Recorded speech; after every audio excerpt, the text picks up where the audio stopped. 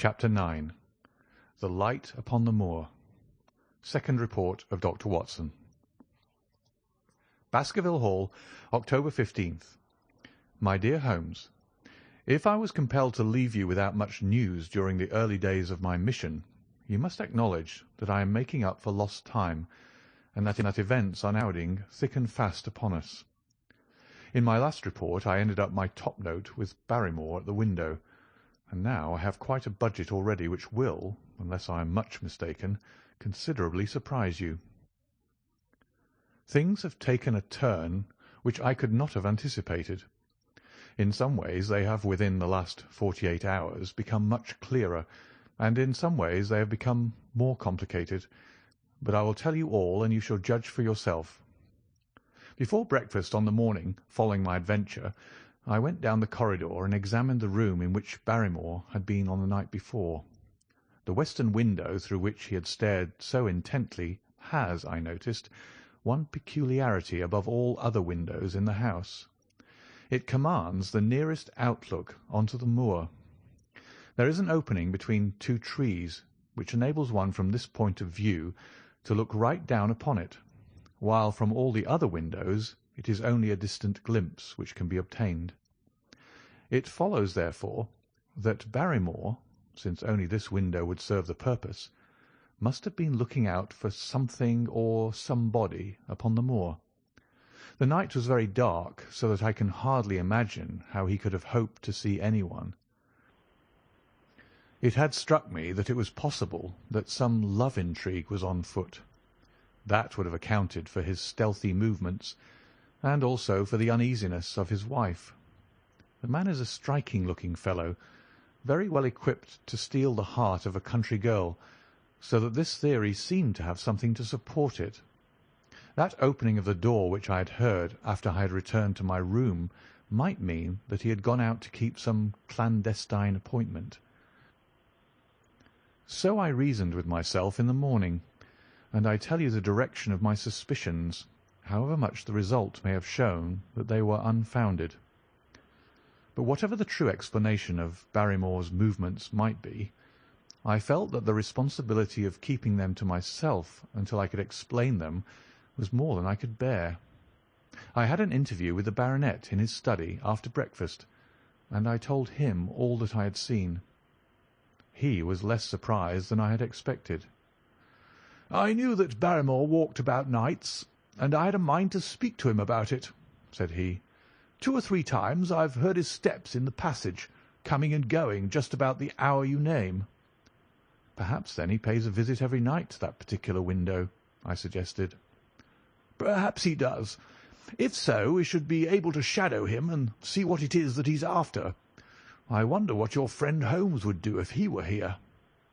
"I believe that he would do exactly what you now suggest," said I. "He would follow Barrymore and see what he did." "Then we shall do it together." "But surely he would hear us." "The man is rather deaf, and in any case we must take our chance of that. We'll sit up in my room to-night and wait until he passes." Sir Henry rubbed his hands with pleasure, and it was evident that he hailed the adventure as a relief to his somewhat quiet life upon the moor. The baronet has been in communication with the architect who prepared the plans for Sir Charles, and with a contractor from London, so that we may expect great changes to begin here soon. There have been decorators and furnishers up from Plymouth, and it is evident that our friend has large ideas, and means to spare no pains or expense to restore the grandeur of his family. When the house is renovated and refurnished, all that he will need will be a wife to make it complete. Between ourselves, there are pretty clear signs that this will not be wanting if the lady is willing, for I have seldom seen a man more infatuated with a woman than he is with our beautiful neighbour, Miss Stapleton. And yet the course of true love does not run quite as smoothly as one would, under these circumstances, expect. To-day, for example, its surface was broken by a very unexpected ripple, which has caused our friend considerable perplexity and annoyance. After the conversation which I have quoted about Barrymore, Sir Henry put on his hat and prepared to go out. As a matter of course, I did the same. "What, are you coming, Watson?"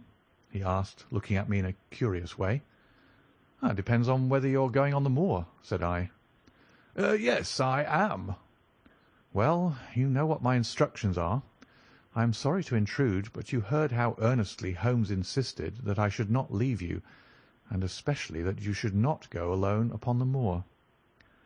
Sir Henry put his hand upon my shoulder with a pleasant smile. "My dear fellow," said he, "Holmes, with all his wisdom, did not foresee some things which have happened since I have been on the moor. You understand me? I am sure that you are the last man in the world who would wish to be a spoil-sport. I must go out alone." It put me in a most awkward position. I was at a loss what to say or what to do, and before I had made up my mind, he picked up his cane and was gone. But when I came to think the matter over, my conscience reproached me bitterly for having on any pretext allowed him to go out of my sight. I imagined what my feelings would be if I had to return to you and to confess that some misfortune had occurred through my disregard for your instructions. I assure you my cheeks flushed at the very thought. It might not even now be too late to overtake him, so I set off at once in the direction of Merripit House. I hurried along the road at the top of my speed without seeing anything of Sir Henry until I came to the point where the moor path branches off. There, fearing that perhaps I had come in the wrong direction after all, I mounted a hill from which I could command a view, the same hill which is cut into the dark quarry. Thence I saw him at once. He was on the moor path about a quarter of a mile off, and a lady was by his side, who could only be Miss Stapleton. It was clear that there was already an understanding between them, and that they had met by appointment. They were walking slowly along in deep conversation, and I saw her making quick little movements of her hands, as if she were very earnest in what she was saying, while he listened intently, and once or twice shook his head in strong dissent. I stood among the rocks watching them, very much puzzled as to what I should do next. To follow them and break into their intimate conversation seemed to be an outrage, and yet my clear duty was never for an instant to let him out of my sight. To act the spy upon a friend was a hateful task. Still, I could see no better course than to observe him from the hill, and to clear my conscience by confessing to him afterwards what I had done. It is true that if any sudden danger had threatened him, I was too far away to be of use, and yet I am sure that you will agree with me that the position was very difficult, and that there was nothing more which I could do. Our friend Sir Henry and the lady had halted on the path, and were standing deeply absorbed in their conversation, when I was suddenly aware that I was not the only witness of their interview. A wisp of green floating in the air caught my eye, and another glance showed me that it was carried on a stick by a man who was moving among the broken ground. It was Stapleton with his butterfly net. He was very much closer to the pair than I was, and he appeared to be moving in their direction. At this instant Sir Henry suddenly drew Miss Stapleton to his side. His arm was around her, but it seemed to me that she was straining away from him with her face averted. He stooped his head to hers, and she raised one hand as if in protest. Next moment I saw them spring apart and turn hurriedly around. Stapleton was the cause of the interruption. He was running wildly towards them, his absurd net dangling behind him. He gesticulated and almost danced with excitement in front of the lovers. What the scene meant I could not imagine, but it seemed to me that Stapleton was abusing Sir Henry, who offered explanations, which became more angry as the other refused to accept them. The lady stood by in haughty silence. Finally Stapleton turned upon his heel and beckoned in a peremptory way to his sister, who, after an irresolute glance at Sir Henry, walked off by the side of her brother. The naturalist's angry gestures showed that the lady was included in his displeasure. The baronet stood for a minute looking after them, and then he walked slowly back the way that he had come, his head hanging, the very picture of dejection. What all this meant I could not imagine, but I was deeply ashamed to have witnessed so intimate a scene without my friend's knowledge. I ran down the hill, therefore, and met the baronet at the bottom.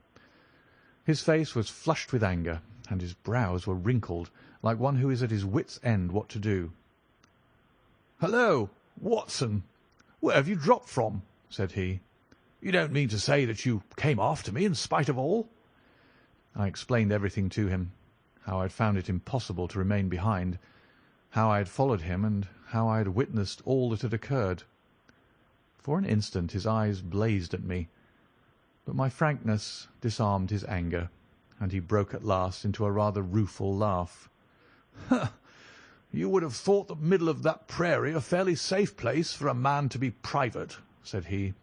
"But by thunder, the whole countryside seems to have been out to see me do my wooing, and a mighty poor wooing at that. Where had you engaged a seat?" "I was on that hill." "Quite in the back row, eh?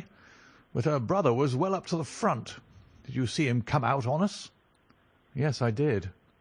"Did he ever strike you as being crazy, this brother of hers?" "I can't say that he ever did." "I dare say not. I always thought of him sane enough until to-day, but you can take it from me that either he or I ought to be in a strait-jacket. What's the matter with me, anyhow? You've lived near me for some weeks, Watson. Tell me straight, is there anything that would prevent me from making a good husband to a woman that I loved?" "I should say not." "He can't object to my worldly position, so it must be myself that he has this down on. What has he against me? I never hurt man or woman in my life, that I know of, and yet he would not so much as let me touch the tips of her fingers." "Did he say so?" "That and a deal more. I tell you, Watson, I've only known her these few weeks, but from the first I just felt that she was made for me, and she, too, she was happy when she was with me, and that I'll swear. There's a light in a woman's eyes that speaks louder than words. But he's never let us get together, and it was only to-day, for the first time, that I saw a chance of having a few words with her alone. She was glad to meet me, but when she did, it was not love that she would talk about, and she wouldn't have let me talk about it either if she could have stopped it. She kept coming back to it, that this was a place of danger, and that she would never be happy until I had left it. I told her that since I had seen her I was in no hurry to leave it, and that if she really wanted me to go, the only way to work it was for her to arrange to go with me. With that I offered, in as many words, to marry her, but before she could answer, down came this brother of hers, running at us with a face on him like a madman. He was just white with rage, and those light eyes of his were blazing with fury. What was I doing with the lady? How dared I offer her attentions which were distasteful to her? Did I think that because I was a baronet I could do what I liked? If he had not been her brother I should have known better how to answer him. As it was, I told him that my feelings towards his sister were such as I was not ashamed of, and that I hoped that she might honour me by becoming my wife. That seemed to make the matter no better. So then I lost my temper too, and I answered him rather more hotly than I should perhaps, considering that she was standing by. So it ended by his going off with her, as you saw, and here am I, as badly puzzled a man as any in this county. Just tell me what it all means, Watson, and I'll owe you more than ever I can hope to pay." I tried one or two explanations, but indeed I was completely puzzled myself. Our friend's title, his fortune, his age, his character, and his appearance are all in his favour, and I know nothing against him, unless it be this dark fate which runs in his family. That his advances should be rejected so brusquely without any reference to the lady's own wishes, and that the lady should accept the situation without protest, is very amazing. However, our conjectures were set at rest by a visit from Stapleton himself that very afternoon. He had come to offer apologies for his rudeness of the morning, and after a long private interview with Sir Henry in his study, the upshot of their conversation was that the breach is quite healed, and that we are to dine at Merripit House next Friday as a sign of it. "I don't say now that he isn't a crazy man," said Sir Henry. "I can't forget the look in his eyes when he ran at me this morning, but I must allow that no man could make a more handsome apology than he has done." "Did he give any explanation of his conduct?" "His sister is everything in his life, he says. That is natural enough, and I am glad that he should understand her value. They have always been together, and according to his account he has been a very lonely man with only her as a companion, so that the thought of losing her was really terrible to him. He had not understood, he said, that I was becoming attached to her, but when he saw with his own eyes that it was really so, and that she might be taken away from him, it gave him such a shock that for a time he was not responsible for what he said or did. He was very sorry for all that had passed, and he recognized how foolish and how selfish it was that he should imagine that he could hold a beautiful woman like his sister to himself for her whole life. If she had to leave him, he had rather it was to a neighbour like myself than to anyone else. But in any case it was a blow to him, and it would take him some time before he could prepare himself to meet it. He would withdraw all opposition upon his part if I would promise for 3 months to let the matter rest, and to be content with cultivating the lady's friendship during that time without claiming her love. This I promised, and so the matter rests." "So there is one of our small mysteries cleared up. It is something to have touched bottom anywhere in this bog in which we are floundering. We know now why Stapleton looked with disfavour upon his sister's suitor, even when that suitor was so eligible a one as Sir Henry. And now I pass on to another thread which I have extricated out of the tangled skein, the mystery of the sobs in the night, of the tear-stained face of Mrs. Barrymore, of the secret journey of the butler to the western lattice window. Congratulate me, my dear Holmes, and tell me that I have not disappointed you as an agent, that you do not regret the confidence which you showed in me when you sent me down. All these things have by one night's work been thoroughly cleared. I have said by one night's work, but in truth it was by 2 nights' work, for on the first we drew entirely blank. I sat up with Sir Henry in his rooms until nearly 3 o'clock in the morning, but no sound of any sort did we hear except the chiming clock upon the stairs. It was a most melancholy vigil, and ended by each of us falling asleep in our chairs. Fortunately we were not discouraged, and we determined to try again. The next night we lowered the lamp and sat smoking cigarettes without making the least sound. It was incredible how slowly the hours crawled by, and yet we were helped through it by the same sort of patient interest which the hunter must feel as he watches the trap into which he hopes the game may wander. 1 struck, and 2, and we had almost for the second time given it up in despair, when in an instant we both sat bolt upright in our chairs, with all our weary senses keenly on the alert once more. We had heard the creak of a step in the passage. Very stealthily we heard it pass along until it died away in the distance. Then the baronet gently opened his door, and we set out in pursuit. Already our man had gone round the gallery, and the corridor was all in darkness. Softly we stole along until we had come into the other wing. We were just in time to catch a glimpse of the tall, black-bearded figure, his shoulders rounded as he tiptoed down the passage. Then he passed through the same door as before, and the light of the candle framed it in the darkness and shot one single yellow beam across the gloom of the corridor. We shuffled cautiously towards it, trying every plank before we dared to put our whole weight upon it. We had taken the precaution of leaving our boots behind us, but even so the old boards snapped and creaked beneath our tread. Sometimes it seemed impossible that he should fail to hear our approach. However, the man is fortunately rather deaf, and he was entirely preoccupied in that which he was doing. When at last we reached the door and peeped through, we found him crouching at the window, candle in hand, his white, intent face pressed against a pane, exactly as I had seen him 2 nights before. We had arranged no plan of campaign, but the baronet is a man to whom the most direct way is always the most natural. He walked into the room, and as he did so, Barrymore sprang up from the window with a sharp hiss of his breath, and stood livid and trembling before us. His dark eyes, glaring out of the white mask of his face, were full of horror and astonishment as he gazed from Sir Henry to me. "What are you doing here, Barrymore?" "Nothing, sir." His agitation was so great that he could hardly speak, and the shadows sprang up and down from the shaking of his candle. "It was the window, sir. I go round at night to see that they're fastened." "On the second floor?" "Yes, sir, all the windows."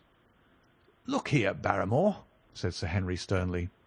"We have made up our minds to have the truth out of you, so it will save you trouble to tell it sooner rather than later. Come now, no lies. What were you doing at that window?" The fellow looked at us in a helpless way, and he wrung his hands together like one who is in the last extremity of doubt and misery. "I was doing no harm, sir. I was holding a candle to the window." "And why were you holding a candle to the window?" "Don't ask me, Sir Henry. Don't ask me. I give you my word, sir, that it is not my secret, and I cannot tell it. If it concerned no one but myself, I would not try to keep it from you." A sudden idea occurred to me, and I took the candle from the trembling hand of the butler. "He must have been holding it as a signal," said I. "Let us see if there is any answer." I held it as he had done, and stared out into the darkness of the night. Vaguely I could discern the black bank of the trees and the lighter expanse of the moor, for the moon was behind the clouds, and then I gave a cry of exultation, for a tiny pinpoint of yellow light had suddenly transfixed the dark veil, and glowed steadily in the centre of the black square framed by the window. "There it is!" I cried. "No, no, sir, it is nothing. Nothing at all," the butler broke in. "I assure you, sir." "Move your light across the window, Watson," cried the baronet. "See the other moves also. Now, you rascal, do you deny that it is a signal? Come, speak up. Who is your confederate out yonder, and what is this conspiracy that is going on?" The man's face became openly defiant. "It is my business, and not yours. I will not tell." "Then you leave my employment right away." "Very good, sir. If I must, I must." "And you go in disgrace. By thunder, you may well be ashamed of yourself. Your family has lived with mine for over 100 years under this roof, and here I find you deep in some dark plot against me." "No, no, sir, not against you." It was a woman's voice, and Mrs. Barrymore, paler and more horror-struck than her husband, was standing at the door. Her bulky figure in a shawl and skirt might have been comic were it not for the intensity of feeling upon her face. "We have to go, Eliza. This is the end of it. You can pack our things," said the butler. "Oh, John, John, have I brought you to this? It is my doing, Sir Henry, all mine. He has done nothing except for my sake, and because I asked him." "Speak out, then. What does it mean?" "My unhappy brother is starving on the moor. We cannot let him perish at our very gates. The light is a signal to him that food is ready for him, and his light out yonder is to show the spot to which to bring it." "Then your brother is—" "The escaped convict, sir. Selden, the criminal." "That's the truth, sir," said Barrymore. "I said that it was not my secret, and I could not tell it to you. But now you've heard it, and you'll see that if there was a plot, it was not against you." This, then, was the explanation of the stealthy expeditions at night, and the light at the window. Sir Henry and I both stared at the woman in amazement. Was it possible that this stolidly respectable person, was of the same blood as one of the most notorious criminals in the country? Yes, sir. My name is Selden, and he is my younger brother. We humoured him too much when he was a lad, and gave him his own way in everything, until he came to think that the world was made for his pleasure, and that he could do what he liked in it. Then, as he grew older, he met wicked companions, and the devil entered into him until he broke my mother's heart and dragged her name in the dirt.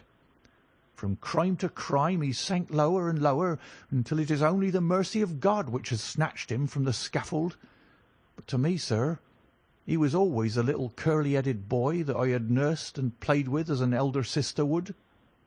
That was why he broke prison, sir. He knew that I was here, and that we could not refuse to help him.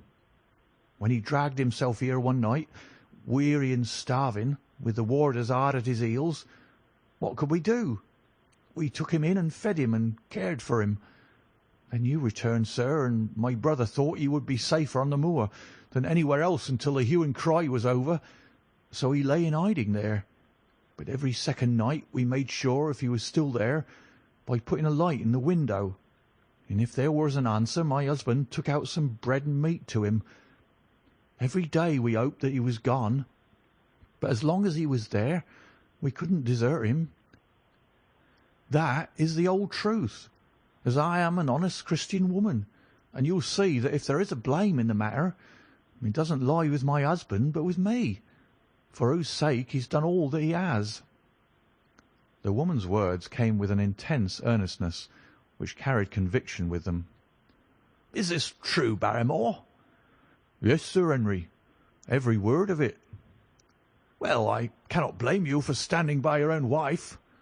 Forget what I've said. Go to your room, you two, and we shall talk further about this matter in the morning." When they were gone, we looked out of the window again. Sir Henry had flung it open, and the cold night wind beat in upon our faces. Far away in the black distance there still glowed that one tiny point of yellow light. "I wonder he dares," said Sir Henry. "It may be so placed as to be only visible from here." "Very likely. How far do you think it is?" "Out by the Cleft Tor, I think." "Not more than a mile or two off." "Hardly that." "Well, it cannot be far if Barrymore had to carry out the food to it, and he's waiting, this villain, beside that candle. By thunder, Watson, I'm going out to take that man." The same thought had crossed my own mind. It was not as if the Barrymores had taken us into their confidence. Their secret had been forced from them. The man was a danger to the community, an unmitigated scoundrel for whom there was neither pity nor excuse. We were only doing our duty in taking this chance of putting him back where he could do no harm. With this brutal and violent nature, others would have to pay the price if we held our hands. Any night, for example, our neighbours the Stapletons might be attacked by him, and it may have been the thought of this which made Sir Henry so keen upon the adventure. "I'll come," said I.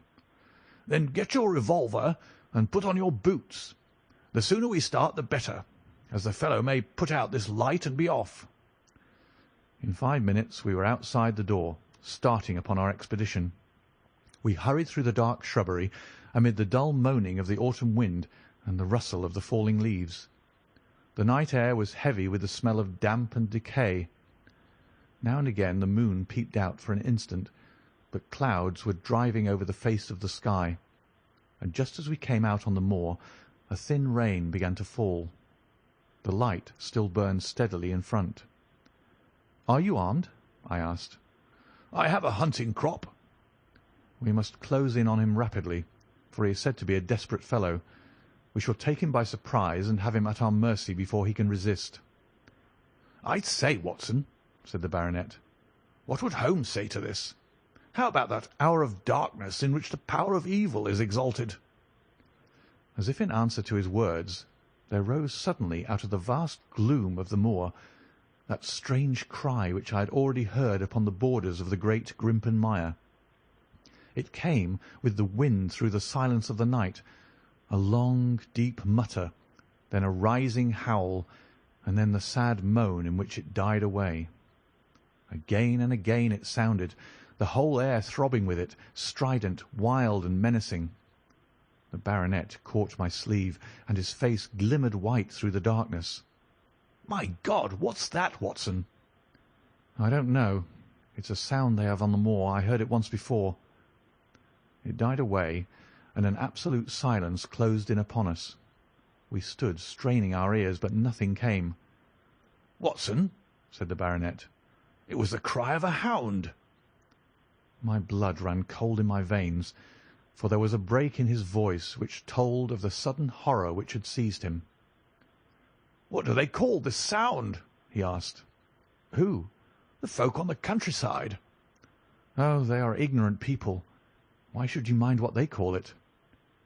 "Tell me, Watson, what do they say of it?" I hesitated, but could not escape the question. "They say it is the cry of the Hound of the Baskervilles." He groaned and was silent for a few moments. "A hound it was," he said at last, "but it seemed to come from miles away, over yonder, I think." It was hard to say whence it came. "It rose and fell with the wind. Isn't that the direction of the great Grimpen Mire?" "Yes, it is." "Well, it was up there. Come now, Watson, didn't you think yourself that it was the cry of a hound? I am not a child. You need not fear to speak the truth." "Stapleton was with me when I heard it last. He said that it might be the calling of a strange bird." "No, no, it was a hound. My God! Can there be some truth in all these stories? Is it possible that I am really in danger from so dark a cause? You don't believe it, do you, Watson?" "No, no." "And yet it was one thing to laugh about it in London, and it is another to stand out here in the darkness of the moor and to hear such a cry as that. And my uncle! There was the footprint of the hound beside him as he lay. It all fits together. I don't think that I'm a coward, Watson, but that sound seemed to freeze my very blood. Feel my hand." It was as cold as a block of marble. "You'll be all right tomorrow." "I don't think I'll get that cry out of my head. What do you advise that we do now?" "Shall we turn back?" "No, by thunder! We've come out to get our man, and we will do it. We after the convict, and a hell-hound as likely as not after us. Come on, we'll see it through if all the fiends of the pit were loose upon the moor." We stumbled slowly along in the darkness, with the black loom of the craggy hills around us and the yellow speck of light burning steadily in front. There is nothing so deceptive as the distance of a light upon a pitch-dark night, and sometimes the glimmer seemed to be far away upon the horizon, and sometimes it might have been within a few yards of us.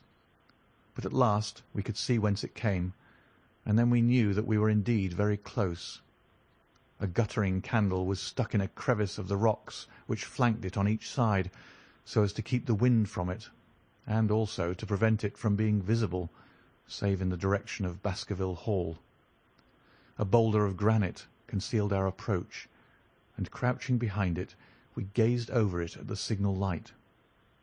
It was strange to see this single candle burning there in the middle of the moor, with no sign of life near it, just the one straight yellow flame and the gleam of the rock on each side of it. "What shall we do now?" whispered Sir Henry. "Wait here.